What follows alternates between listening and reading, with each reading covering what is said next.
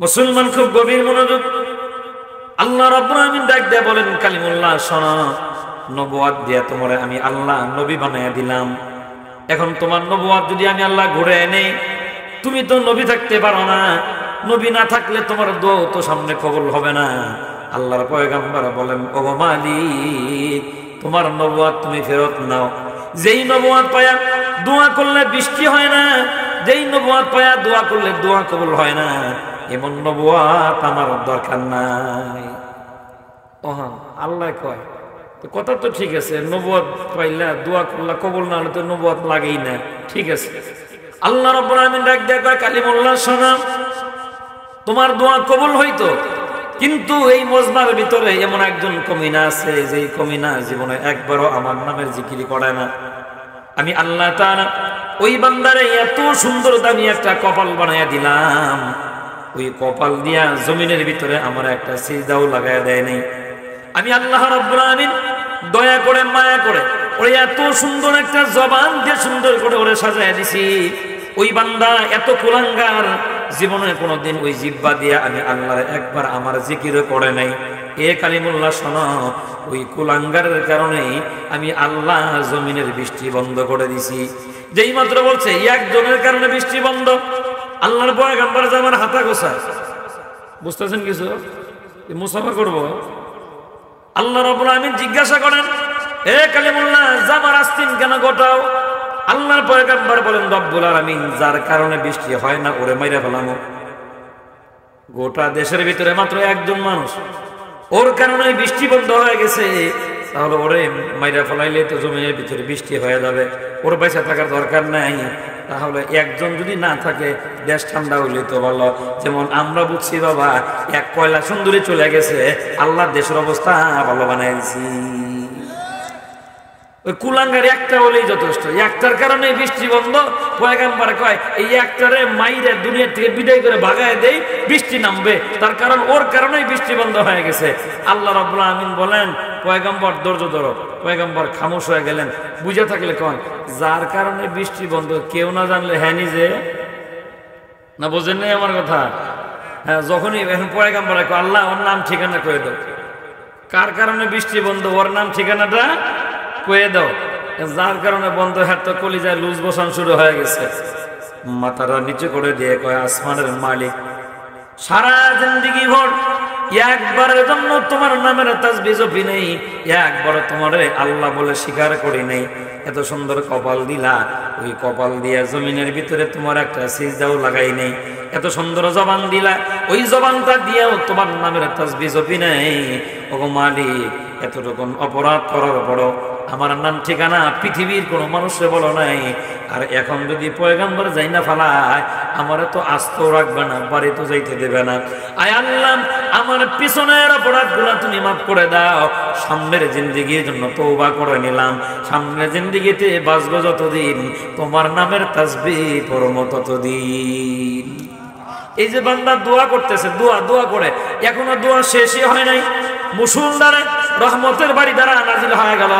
আল্লাহর পয়গম্বর চিৎকার করে কাঁদতেছেন আর বলেন, ও মালিক, আপনি বললেন মজমার ভিতরে কমিনা আছে, ওই কমিনার কারণে বৃষ্টি বন্ধ।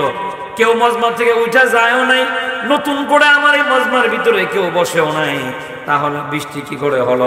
আল্লাহ রাব্বুল আমিন বলেন, কালিমুল্লাহ শোনো, যেই কুলাঙ্গারের কারণে বৃষ্টি বন্ধ ছিল, আমি আল্লাহ ওর ভালোবাসায় রহমতের বৃষ্টি নাজিল করে দিছি। মানে যার কারণে বন্ধ তার কারণে চালু। বুঝা থাকলে বলেন, কি দিয়া হইছে? কয় না কি দিয়া? তাহলে বুঝতেছেন দোয়া কেমন পাওয়ারি জিনিস, হাতি কত বড় দামি হাতিয়ার। থানবী রাহমাতুল্লাহি আলাইহি বলেন, আদ-দুআ ওয়াসিলাহুল মুমিন, প্রতিটা বাহিনীর জন্য একটা করে দামি পাওয়ারি হাতিয়ার থাকে, আর উম্মতে মুহাম্মাদির জন্য হাতিয়ার হলো বান্দার দোয়া। বলেন কি? মুসলমানদের সোনালী যুগের ইতিহাস থেকে আমি আপনাকে শোনাচ্ছি বাবা, দোয়া এত দামি জিনিস। যদি কোনো বান্দা এবং বান্দির, হোক সে পুরুষ অথবা মহিলা, হোক জওয়ান হোক সে বুড়া মানুষ, যদি বান্দার দোয়া যদি সুন্দর হয়, ওই বান্দার দোয়ার কারণে আল্লাহ তাআলা ওই বান্দা বান্দির উত্তম রিজিকের ফয়সালা করে দেয়। কি বলছি মুখস্থ করেন? দোয়া যদি সুন্দর হয় রিজেক কে দিবেন? মুসলমানদের সোনালী যুগের ইতিহাস থেকে আমি আপনাকে শুধু মনে করাইয়া দেই, মিশরের জমিনে 4 জন মুহাম্মদ ছিলেন, 4 জন মুহাম্মদ, 4 জন মুহাদ্দিস, বড় মাপের আলেম ছিলেন। 4 জন মিলে এক জায়গায় বসে বসে চিন্তায় পড়ে গেলেন, আমরা যদি এখন মরে যাই তাহলে আমাদের ভিতরে যে আল্লাহ এলেম দিলেন, এই এলেম সহ পৃথিবীর মানুষেরা আমাদেরকে মাটিতে দাফন করে দেবে। আমাদের এলেম দিয়া পৃথিবীর কোনো মানুষ উপকার পাইল না। আসো না আমরা 4 জন মিলে নবীজির হাদিস লেখা শুরু করে দিই। একটা কিতাব লেখা যদি চলে যায়, কিয়ামত পর্যন্ত দুনিয়ার জমিনে মানুষেরা আসবে, নবীজির হাদিস পড়ে পড়ে তারা নবীজির হাদিস শিখবে, আমরা সওয়াব পাবো। 4 জন মিলে এক জায়গায় বসে পরামর্শ করলেন। একজন আর একজনকে ডাক দিয়ে কয়, আমরা যে হাদিস লিখবো খাবার আসবে কোত্থেকে? খাবার না পাইলে তো নির্ঘাত মরে যাইতে হবে। একজন বলে, শোনো 3 জন এক জায়গায় বসে হাদিস লিখবা, একজনকে বাজারে পাঠায় দিবা, বাজার করার পরে একজন বাজারে গিয়ে কামলা দিবে, দিন মজুরির কাজ করবে, যে কয় টাকা ময়না পাবে, ময়না পর্যন্ত বাসা বসে সমস্যা নেই ইনশাল্লাহ, ইনশাল্লাহ ওই যে কয় টাকা পাবে ওই টাকা দিয়ে বাজার করে আইনে 4 জনে খাবে, আবার হাদিস লেখা শুরু করে দেবে। পরবর্তী দিন ওই 3 জনের আর একজন যাবে সিরিয়াল করে, একজনের পরে একজন করে বাজারে যাবা, কয় আগামীকাল প্রথম কে যাবে তার নামটা বলো, কয় 4 জনের নাম লিখে লটারি দাও, যার নাম আগে আসবে উনি আগামীকাল থেকে কামলা দেওয়া শুরু করে দেবেন। ঠিকই দেখা গেল 4 জন মুহাম্মদের ভিতরে সবচাইতে বয়স্ক যিনি, তার নাম ছিল মুহাম্মদ বিন নাসির। আল্লাহর বান্দার নাম যখন চলে আসছে, আল্লাহর বান্দার নাম দেখা মাত্রই কান্না শুরু করে দিছে, ওরে মালিক, জীবনে কোনোদিন মানুষের বাড়িতে কাজ করে খাই নাই, এখন বাজারে গিয়ে কাজ করতে হইব। মালিক যদি ভালো হয়, যদি আমার পারিশ্রমিকের মূল্য যদি দিয়ে দেয়, বাজার করে আইনা 4 জনের তো খায়া আবার হাদিস লেখা শুরু করে দেব। আর মালিক যদি খারাপ হয়, যদি বলে ফেলায় আজকে টাকা নাই, কালকে আইসো 2 দিনেরটা একবারে নিয়ে যাও, এমন গৃহস্থ আমাদের দেশেও আছে না? গরিবের টাকা মেরে দেয়, 4 দিন 5 দিন কাম করে, একবার টাকা দেয়, করবি কি? তোর কিস্তি না রোববারে, ভুল করলা, তা আমার কিস্তি রোববারে না শুক্রবারে, তোর বাপের কি কাম করছি, তুই টাকা দিবি? টাকা তো দেই না, 5 দিন 7 দিন মেরে দেয়, বাজারে বয়ে থাকে। আমরা কে যখন খুঁজে পাই, কি করছে আসা আপনার কাছে না টাকা পাই, 5 দিন ধরে টাকা দেন না, এর উল্টা যাই দেখার টাকা মাইরে রেখেছি, কে কইতে পারবো রে? তোর জীবনে কামলাই নিতাম না, তোর কামলা নেওয়া লাগবো না, তোর যা চরিত্র, কয়দিন পরে তুই কামলা দিবি। কথা কয় না, কথা কয় না। নবীজির হাদিস, পরিশ্রম যে তোমার এখানে পরিশ্রম করে, ওর গায়ের ঘাম শুকানোর আগে তার মূল্য দিয়ে দাও, এটা হাদিস। আর আমরা অনেক সময় দেখবেন মানে বিভিন্ন কাজ টাজ করে যখন দাম কমে যায়, দাম কমে গেছে, কি করবি, 500 টাকা মনে করে নিয়েছিলাম, নে 400 করে নেগা, মারা দিছে কত করে? হ্যাঁ, এটারও হিসাব আল্লাহর আদালতে পাই পাই করে হিসাব ইনশাআল্লাহ। এই জন্য ধনী হয়েছেন, বেড়াগিরি করে লাভ নাই। বহু ধনী শীত হয়ে পড়ে এখন দাড়ি দুলি কামাইয়া নৌকা দিয়ে বলে জান বাসায়। এই জন্য টাকা দিয়ে বাহাদুরি করে বাবা লাভ নাই, বহু টাকাওয়ালা। এই জন্য টাকা যতদিন আল্লাহ দিয়েছেন মনে করবেন নিয়ামত, এই নিয়ামত যেন লাঞ্ছনার কারণ না হয়। ইনশাআল্লাহ বলেন ইনশাআল্লাহ। মুহাম্মদ বিন নাসির চিন্তায় পড়ে গেলেন, আগামীকাল যদি আমি বাজারে গিয়ে যখন কামলা দিব, মালিক যদি ভালো হয়, যদি কয় টাকা নিয়ে যাও তো আলহামদুলিল্লাহ, আর যদি মালিকের চরিত্র খারাপ হয়, টাকা যদি মেরে দেয়, 4 জনের না খায় মরা ছাড়া আমাদের কোনো পথ নাই। আল্লাহর এই বান্দা রাত যত গভীর হয় 2 রাকাত করে নামাজ পড়েন, সিজদার ভিতরে মাথাটা দিয়ে কয়, ওরে আসমানের মালিক, আমি বাজারের সময় হলে কামলা দেওয়ার জন্য যাব, আমার গায়ে ওই পরিমাণ শক্তি আছে কিনা তাও জানি না। নামাজ পড়ে আর দোয়া করে, নামাজ পড়ে আর দোয়া করে, সারা রাত কাটায় দিলেন। ফজরের নামাজের আজান হয়ে গেল, আল্লাহর এই বান্দা নামাজ শেষ করলেন।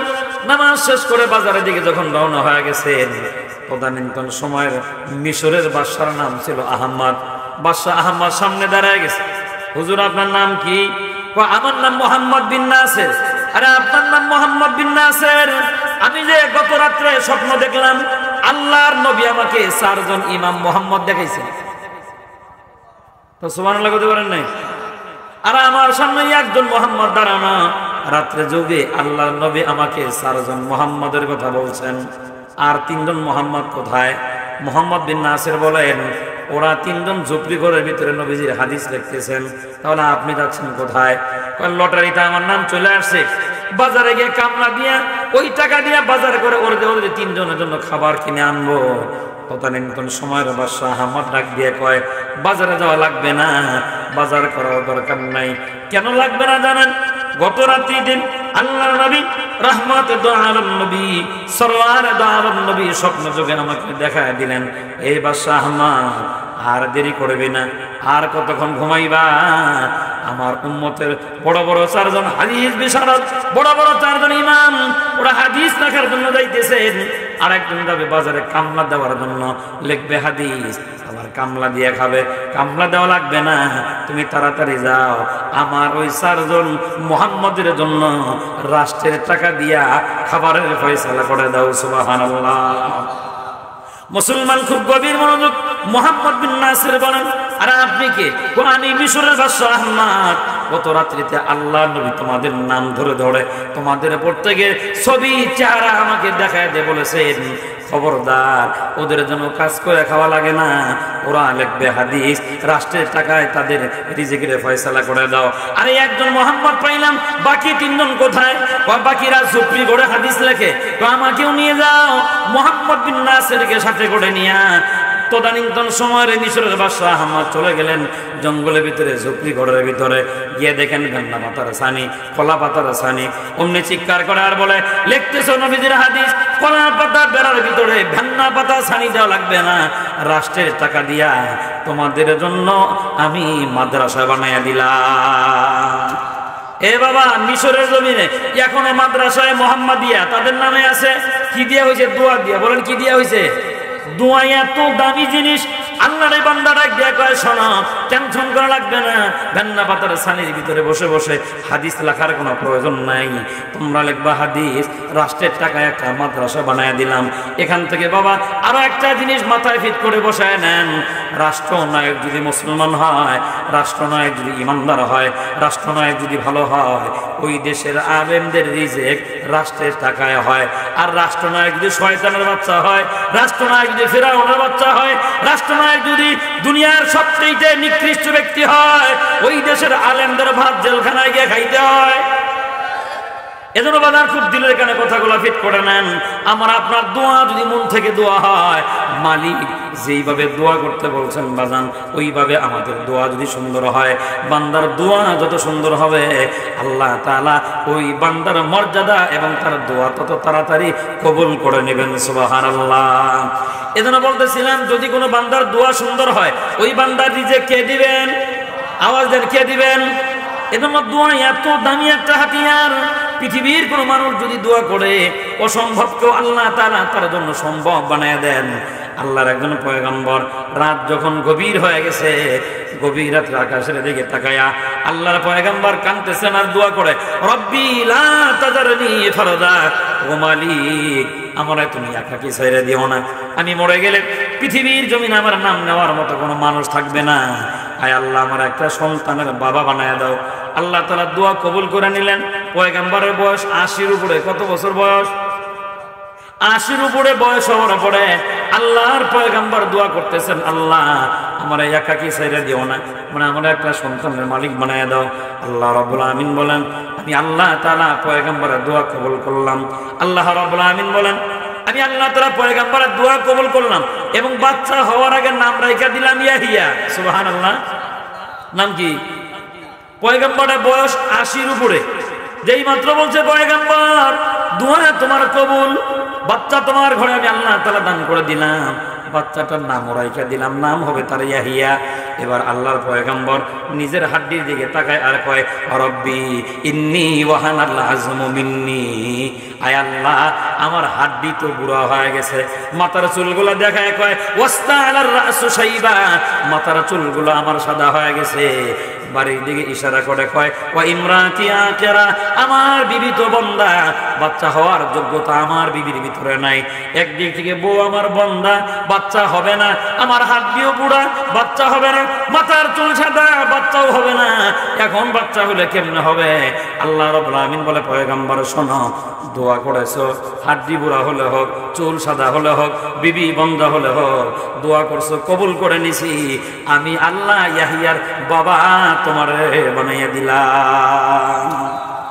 8-9 মাস 17 দিন পরে বাচ্চা হয়ে গেছে, বাচ্চার নাম ইয়াহিয়া। কি করে হয়েছে বলেন? কয় না কি দিয়া? এজন্য বাদান দোয়া এত দামি জিনিস। আমার যেই মায়েরা এই গভীর রাত্রে পর্দার আড়াল থেকে বয়ান শুনতেছেন, আপনাদের উদ্দেশ্য বলি, সংসারে যদি বলি বানানো হয়, স্বামীর সাথে যদি ঝগড়ার ফাসাদ লাগেই থাকে, ওই টাইমের ভিতরে ঝগড়া কম করবেন, দোয়া বেশি করবেন। দোয়ার বদৌলতে আল্লাহ তাআলা স্বামী এবং স্ত্রীর ভিতরে মোহাব্বত পয়দা করে দিবেন। সুবহানাল্লাহ। মোহাব্বত এটা এমন একটা দামি জিনিস বাবা, এটা টাকা দেয় কিনা পাওয়া যায় না। মোহাব্বত এমন একটা জিনিস, অনেক সময় দেখবেন চোখে চোখে তাকাইলে হয়ে যায়। এই মুরব্বী কয় ঠিক, যুবক তোরা কথা কস না কেবে না, এই চোখে চোখে তাকাইলে যে ভালোবাসা, এটাকে মুরব্বী বুঝেনি বেটা, তোরা ভালো বুঝস।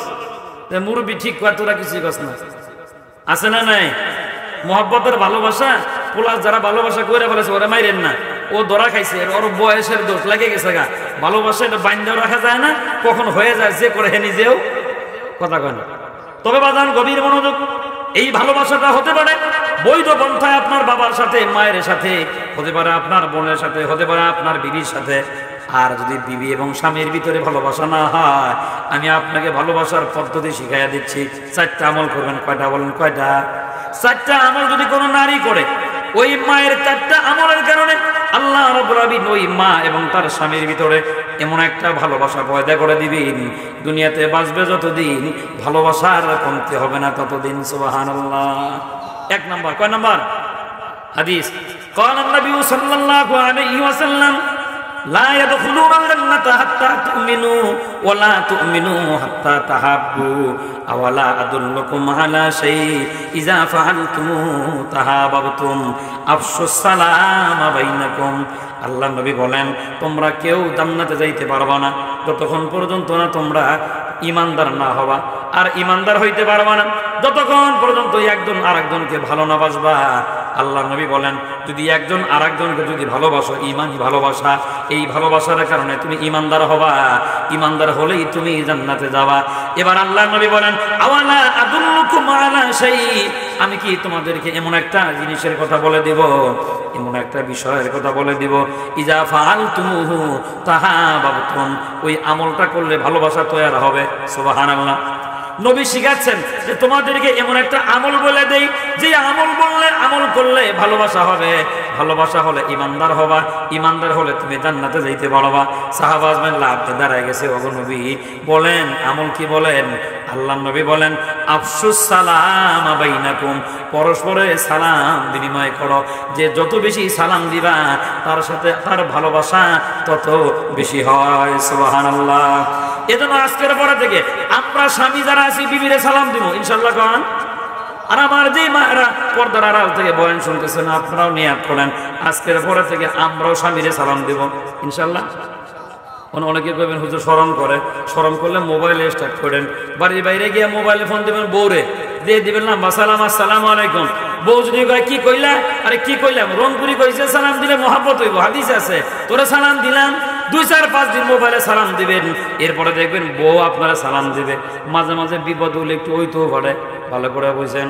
রাতের গভীরে থানবী রহমাতুল্লাহি আলাইহি এইভাবে আমি যেমন বয়ান আপনাকে শোনাচ্ছি, এই হাদিস দিয়া থানবী রহমাতুল্লাহি আলাইহি যখন বয়ান করলেন, এক মুরব্বী বেচারা দাঁড়ায় কয়, হুজুর 80 বছর ধরে বিয়ে করছি, বউ তো আমার মহব্বতই করে না, সালাম দিলে যদি মহব্বত হয় তাহলে ওয়াজটা একটু বাদ দেন, আজকে লাগবো না, সালাম দিয়ে গিয়া। বুঝতেছেন কথা? 80 বছর ধরে বিয়ে করছে, কি বিপদে আছি আমি, সালাম নাই। এখন আপনি কইছেন সালাম দিলেই যদি মহব্বত বাইরে যায়, তাহলে একটু আমরা ছুটি দেন, আমি কি দিয়ে গিয়া সালাম দিয়ে গিয়া। চাচা মেয়ে বাড়িতে গেছে, গিয়া দরজা ঠক ঠক করে আওয়াজ দিছে, বেটি দরজা খুলছে, চাচা কয় আসসালামু আলাইকুম। বেটি তোর সালাম কালাম বোঝে না, বেটারে ধাক্কা দিয়ে সরাই দিয়া তাড়াতাড়ি দরজা লাগায় নাতি করে ডাকে, ওঠ, তোর দাদারে ঠাকুরে ধরছে। আচ্ছা কত ঠাকুরে ধরছে না সুন্নতে ধরছে? কয় না, কিসে ধরছে? এটা সুন্নতে ধরছে বাবা, এটা হলো হারায় যাওয়া সুন্নাত। মানুষ জানেই না যে স্বামীকে সালাম দেওয়া সুন্নাত। শুধু সালাম দেওয়া না বাবা, যেহেতু সুন্নতের কথা কইছে, আরেকটা কয়ে দেই, কষ্ট হয়ে দিছে কি ভাই? গভীর মনোযোগ। ঘুমন্ত স্বামী, ঘরের ভিতরে স্বামী যখন ঘুমায় থাকে, ছেলে মেয়েদিকে একটু খেয়াল করেন, তার কারণ বর্তমানে ছোট ছোট ছেলে মেয়েরা কিন্তু সিসি ক্যামেরা ফেল। মানে আমরা স্বামী স্ত্রী কি করি ও ফলো করলে কিন্তু সমস্যা, এটা পাক্কা একটা সিসি ক্যামেরা। এই জন্য যেটাই করেন এদের থেকে সাবধান, মনে থাকবে তো নাকি? খুব সতর্ক থাকেন। আল্লাহ নবী সাল্লাল্লাহু আলাইহি ওয়াসাল্লাম রাতের গভীরে আম্মা জান আয়েশা সিদ্দিকা রাদিয়াল্লাহু তাআলা থেকে রাওয়ায়াত, আম্মা জান আয়েশা সিদ্দিকা বলেন আমি ঘরের ভিতরে ঘুমন্ত অবস্থায় এশার সালাতের পরে আল্লাহ নবী হুজরাখানায় আসলেন। আমি কখনো ঘুম আবার কখনো ঘুম ভাঙিয়া যায়। তবে এই অবস্থার ভিতরে লক্ষ্য করে দেখতেছি চোখটা আমার বন্ধ, ঘুমের ভাব চলে আসছে, কপালের ভিতরে ঠান্ডা অনুভব করলাম। আমি চোখটা খুলে দেখি আল্লাহ নবী সাল্লাল্লাহু আলাইহি ওয়াসাল্লাম বিশ্ব নবী আমার কপালের ভিতরে চুমা লাগাই দিছেন। আমি জিজ্ঞাসা করলাম ওগো নবী, ঘুমের মধ্যে আমার কপালে চুমা দিলেন, মনে হয় ঘুমন্ত অবস্থায় বউরে চুমা দেওয়া সুন্নাত। নবী মুস্কি হাসিয়া দেখা, হা ঘুমের ঘরে বউরে চুমা দেওয়া, হ্যাঁ যুবক, হ্যাঁ 3টার পর আর একবার ঘরে ঢুকে সুন্নত আদায় করবা যায় না, যে রংপুরি হুজুর কইছে এটা সুন্নত করবার গেছিলাম, দরকার নাই, বিয়ে করে পরে আমল করো। তোমরা তো খালি 1 পৃষ্ঠা খালি বেশি বোঝো সব জায়গায়, খবরদার সাবধান। এটা বিবাহিত যারা তাদের জন্য এই সুন্নাত। আল্লাহ রাব্বুল আলামিন এই সুন্নতের বদৌলতে আল্লাহ নবী বলেন 100 গলা কাটা শহীদের সওয়াব তার আমল নামায় দিয়ে দিবে। আমল হইব তো ভাই নাকি, না খালি খামাখা কষ্ট করতেছি? আজকে থেকে শুরু হইব ইনশাল্লাহ। কন হাসতেছে, আমি কই সুন্নতের কথা, হ্যাঁ হাসে। আর বাড়ি যাই করবেন রেডি ঘুমাও, আমি ওযু করে রেডি আইতেছি, নবীজের সুন্নাত রংপুরি কয়ে গেছে আজকে থেকে আমল হইব ইনশাল্লাহ, কয় না? হ্যাঁ হাদিস উল্টাটাও আছে কিন্তু, যে স্বামী ঘুমাই থাকলে ঘুমন্ত স্বামীর কপালে বউ এসে চুমা দেওয়াও নবীর সুন্নাত। দিলেই মহব্বত কে বাড়াই দিবেন? কন কয় না, কে বাড়াই দিবেন? স্বামী স্ত্রী মহব্বত আল্লাহ বাড়াই দিবেন। মহব্বত বাড়ানোর 1 নম্বর আমল সালাম বিনিময় করা। বলেন কি করা? এর 1 নম্বর। 2 নম্বর, স্বামী যখন বাড়ি আসে নিজের হাতের সব কাজ ফালাই দিয়া দৌড়ে স্বামীর সামনে দাঁড়ায় যাওয়া। এই আমল করলে আল্লাহ তাআলা মহব্বত বাড়ায় দিবেন। এই আমল কিন্তু আমাদের মা বোনদের ভিতরে নাই। আমরা রিক্সা চালাইয়া বাড়ি আসি, জমিনে ফসল ফলাইয়া বাড়ি আসি, জমিনে কীটনাশক সার দিয়া বাড়িতে দিকে বউ বাড়িতে নাই, পোলারে জায়গায় তোর মায় ছাগলের পাতা করবার গেছে, হাঁসের আদার দিবার গেছে, আছে না? কালকে হাঁস আর ছাগল সব বেঁচে বিড়ি কিনা জমা করে তুলে রংপুরি কইছে যে কাম বাদ দিয়ে তুই আমার সামনে দাঁড়াইলে মহব্বত বাড়বো, হাঁস পেলে আর ছাগল পেলে মহব্বতের দরকার নাই, ব্যাগটা আমি বেঁচে আমি বিড়ি কিনা খামো। ওখান মায় করবো থাক দরকার নাই, কালকা থেকে বাড়িতে এলেই পাইবে ইনশাল্লাহ, কয় না? বাড়ির যে শোনাইবেন তো আমার ওয়াজ শোনাইবেন বাড়ির, যে মহব্বত বাড়ার 2 নম্বর আমল হলো আমি যখন বাড়িতে আসবো তুমি সব কাম বাদ দিয়ে আমার সামনে দাঁড়িয়ে যাবো। স্বামী এবং স্ত্রী এইভাবে দাঁড়ায় দাঁড়ায় কথা বলবে যতক্ষণ উভয়ের আমল নামায় সদগার সওয়াব দেওয়া হয় ততক্ষণ। 3 নম্বর, খুব তাড়াহুড়া করতেছে, কয় নম্বর বলেন? কয় নম্বর? মহব্বত বাড়ার 3 নম্বর আমল, যেই পোশাক পরলে স্বামী পছন্দ করে আর প্রশংসা করে, এই ওড়নায় তোমার ভালো লাগে, এই হিল পরলে তোমার ভালো লাগে, এই শাড়িতে তোমার ভালো লাগে, বাড়িতে গিয়ে বুঝাইবেন এই কথাগুলা। আর 4 নম্বর মহব্বত বাড়ার আমল হইলো স্বামী বাড়িতে থাকুক বা না থাকুক ওই স্বামীর মালের হেফাজত করা, স্বামীর সন্তানের হেফাজত করা। এই আমলও কিন্তু মা বোনদের ভিতরে নাই। আমরা জায়গায় 3 চিল্লায় আয়া দিয়ে বেড়ি 3 মন ধান বেচা খাইছে, তাহলে মহব্বত কইতে হইব। এই জন্য আবার মনে করে দিয়ে হেডলাইন, মহব্বত বাড়ার 3-4টা আমল। 1 নাম্বার বেশি বেশি সালাম বিনিময় করো। নাম্বার 2 ভুলে গেছেন, যেই পোশাকে স্বামী তারা পছন্দ করে ওই পোশাক পরে স্বামীরে বেশি বেশি দেখানো, স্বামীর মালের হেফাজত করা। আল্লাহ আমার মা বোনদেরকে সহিহ দান করুক, আমিন বলে না আমিন। আরো একটা হাদিস এরকম আসছে, আল্লাহ নবী বলেন যেই মহিলা 5 ওয়াক্ত নামাজ পড়লো, রমজান মাসে রোজা রাখলো, লজ্জাস্থানে হেফাজত করলো, স্বামীর আনুগত্য করলো, ওই মেয়ে মারা যাওয়ার সাথে সাথে আল্লাহর তৈরি জান্নাতের সবটা দরজা খোলা, যে কোনো দরজা দিয়ে আল্লাহর বান্দি জান্নাতে যেতে হবে। নামাজ পড়া, রোজা রাখা, লজ্জাস্থানে হেফাজত করা, স্বামীর আনুগত্য করা, মাত্র কয় কাম? 4 কাম। এটা আমার আলোচ্য বিষয় না, ফাঁকতেলে বলে দিছি। আমার আলোচ্য বিষয় হলো দোয়া। বলেন কি বলেন?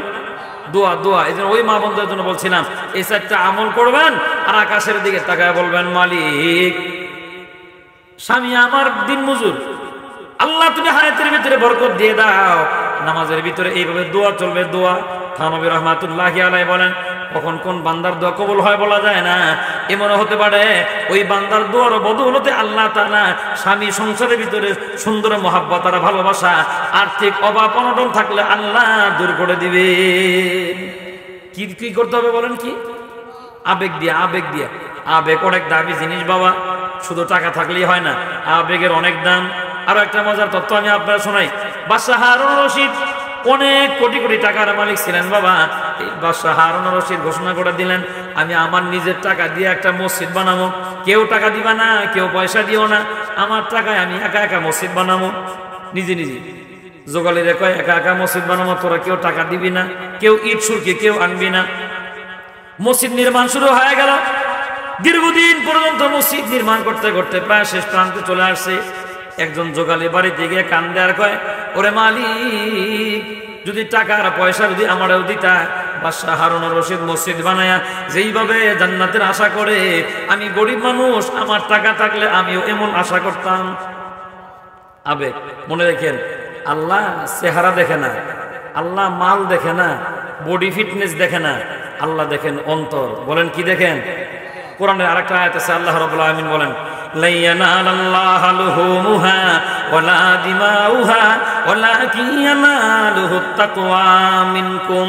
আল্লাহ রাব্বুল আলামিন বলেন, গোলাম, তুমি যে কুরবানি করো, তোমার কুরবানির গোশত, ওই পশুর রক্ত আমি আল্লাহর কাছে পৌঁছে না। ওয়ালাকিন ইয়ানালুহুত তাকওয়া মিনকুম। মনে রাখবা, আমি আল্লাহর ভয়, আমার প্রতি আন্তরিকতা তোমার কি পরিমাণ, এটা আমি আল্লাহ পর্যন্ত পৌঁছে যায়। এজন্য আমরা যত কাজ করব, কারা খুশি করার জন্য বলেন? কারে খুশি করার জন্য? আল্লাহকে খুশি করার জন্য। আর আমরা বান্দারে খুশি করার জন্য সব করি, আল্লাহ বলে গিয়া। মনে রাখবেন, আল্লাহ পাইলাম তো সব পাইলাম। বলেন কি বলছি? আল্লাহ পাইলাম তো। ওই জোগালের দিকে একটু লক্ষ্য করেন, জোগালের চোখের পানি দেওয়া বালি ভিজায়, আর কয়, আসমানের মালিক, গরিব বানাই দিছে, গরিব, টাকা নাই পয়সা নাই, যদি আমারও টাকা থাকতো, বাদশাহ হারুন রশিদ যেইভাবে মসজিদ বানায়, আমিও আমার টাকা দিয়ে তোমার জন্য একটা মসজিদ বানায় দিতাম। এইভাবে বেচারা ঘুমের ঘরে স্বপ্ন দেখে, বান্দা ওঠো, তোমার ঘরের কোনারে দেখো দুইটা ইট আছে। কয়টা? দুইটা ইট আছে। আল্লাহর বান্দা জোগালি ঘুম ভেঙে গেছে, ঘুম ভেঙে দেখে দুইটা ইট। বাদশাহ হারুন রশিদ যেই কালারের ইট দিয়া মসজিদ বানায়, ওই দুইটা ইটেরও সেম কালার। জোগালি মনে বড় আনন্দ হয়ে পড়ছে, সেম কালার ইট যেহেতু পাইছি। নিয়ে গেছে রাতের গভীরে, যা দেখে কেউ নাই, সুন্দর করে একটু খামালি করে খামার নিয়ে গিয়া ওই যে বাদশাহ হারুন রশিদ যে মসজিদ বানায়, সিফা দিয়া দুইটা ইট গাইতে ফেলাইছে। সারা রাস্তা যায় আর কান্দে চোখের পানি দিয়া, হায় মালিক, গরিব বানাইছে, গরিব, টাকা নাই পয়সা নাই, মাত্র দুইটা ইট ছিল আমার ঘরের ভিতরে। ওই যে বাদশাহ হারুন রশিদ কত বড় মসজিদ বানায়, আমি দুইটা ইট ওই মসজিদের ভিতরে ঢুকায় দিছি। ও আসমানের মালিক, যদি কোনোদিন বাদশাহ হারুন রশিদ এত বড় মসজিদ বানায়া বিশাল জান্নাতের মালিক হয়ে যায়, আয় আল্লাহ, তোমার তো জায়গার কোনো অভাব নাই, আমি মাত্র দুইটা ইট দিলাম, দুইটা ইটের বদৌলতে 2 জায়গা তুমি জান্নাতে আমারে দিয়ে দিও। আবেগ। ভিতরে কি বলেন? আবেগ। টাকা কত এটা না, আবেগটা কাজ করতেছে। আর কানতেছে আর কয়, ওরে মালিক, তোমার কিন্তু জায়গার অভাব নাই, তোমার কিন্তু জায়গার অভাব নাই। পরবর্তী দিন কাজে আসে, বাদশাহ হারুন রশিদের ইট দেখার আগে নিজের দুইটা দেখে আর হাত দিয়ে লারে আর কয়, এই দুইটা ইট আমি লাগাই দিছি। মনে মনে কয়, এমনও হতে পারে আমার কোনো আমল যখন কোনো কাজে আসবে না, এই দুইটা ইট মনে হয় আমার জান্নাতে নিয়ে যাবে। সরল সোজা মানুষ তো। আর বাদশাহ হারুন রশিদের দিকে তাকায় আর কয়, বেশি খুশি হয়েও না, তোমার অনেক টাকা, তোমার অনেক ইট, আমার টাকাও কম, ইটও কম, কিন্তু আমার আবেগ আমার অনেক বেশি। কানতেছে, খালি কান্দে, চোখের পানি ছাড়ে। অন্য জোগালিরা কয়, এ মিয়া, প্রতিদিন তুমি কাজ করো, চোখের পানি নাই, 2 দিন থেকে কাজ করো, চোখের কোনায় পানি কেন? এই পানি বেদনার পানি না, আমার চোখের পানি এটা আনন্দের কারণে বের হয়। পরবর্তী রাত্রিতে বাদশাহ হারুন রশিদ ঘুমায় গেছে, ঘুমের করে স্বপ্ন দেখে জান্নাত জাহান্নামের ফয়সালা হয়ে গেছে। হাজারো মানুষ দৌড়াদৌড়ি করে ছোটাছুটি করে। ফেরেশতারা কয়, হারুন রশিদ কার নাম? আমি হাত জায়গায় কইলাম, আমার নাম হারুন রশিদ। এদিকে আসো, এই যে জান্নাত আল্লাহ তাআলা তোমাকে দান করলেন কেন জানো? দুনিয়ার জমিনে একটা মসজিদ বানাইছিলা, আল্লাহ তাআলা ওই মসজিদ বানানোর বদৌলতে তোমার জন্য জান্নাতের ভিতরে বাড়ি বানাইছে। এই যে চাবি নাও, চলে যাও তুমি জান্নাতের ভিতরে। বাদশাহ হারুন রশিদ বলেন, আমি দৌড়াইয়া জান্নাতের ভিতরে ঢুকে পড়লাম। যা দেখি দরজা খোলা, জান্নাতের গেট খোলা, জানালা খোলা, দরজা খোলা, গেট খোলা, সব জানলা দিয়ে তাকায় তাকায় দেখতেছিলাম। আমার জান্নাতের সামনে বিশাল বড় একটা জান্নাত। আমি ফেরেশতারে জিজ্ঞাসা করলাম, আমি পাইলাম ছোট জান্নাত, অত বড় জান্নাতটা কার? এবার সব ফেরেশতারা চোখের পানি ছাড়ে আর কয়, বাদশা জানো না, ওইটা একটা যোগালির জান্নাত। কার জান্নাত? ইট কয়টা?